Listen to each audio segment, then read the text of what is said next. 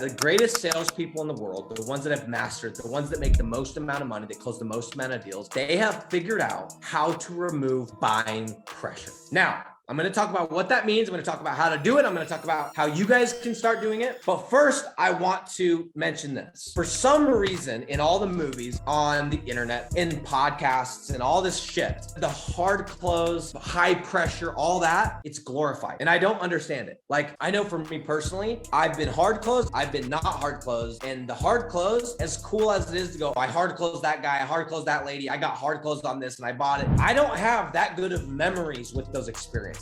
And so the hard close, when I'm talking about pressure, I'm talking about the hard close. And I just want you guys to disassociate the thing that's being glorified, which is that hard close. Guys, it may be cool, it might make for a good story, but you know what else it does? It provides the highest attrition. I've been doing sales for 10 years. I've hard closed a lot of motherfuckers. That's what I used to do. I used to get in the house, and if I got in your house, I was not leaving until I got your credit card or you kicked my ass out or you called the cops.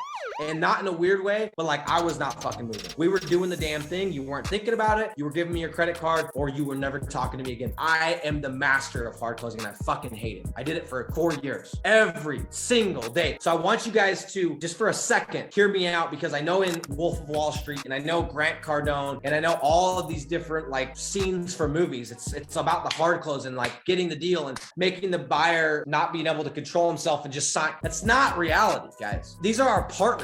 We want to work with them for 10 years, 15 years, 20 years. I want them to want to work with me. I have been hard closed. In fact, and I'm going to share this really, really quick. When I bought my very first program in 2016, I heard a podcast, I, booked a call, blah, blah, blah. It wasn't like the way I do it, which is the free group. You know, it costs money. You know that it's going to be expensive compared to like some dog shit program out there on the internet. Like, you know, it's going to cost money and it's going to be a higher ticket thing. And you've seen a bunch of case studies. I literally went to a landing page and filled out an application for a more information call. And I go to a parking lot in Huntsville, Alabama, and I tell my wife, I'm like, hey, I'm taking this call. I'm doing some more homework. I'm getting some information. Okay, sounds good, sweetie. Next thing you know, I'm in one of the most intense conversations of my entire life, trying every excuse in the book to get off the call. And hats off to this individual who fucking sold me because I tried using everything. And I tried to call my wife and I called my wife and I ended up buying. Okay, I did. I ended up buying on the spot. And I really do wish that call was recorded because there were some really good nuggets. However, although I didn't cancel, and that was one of the best decisions I ever made to buy that program, I would never, ever, ever knowingly jump back on a sales call with that individual. Ever.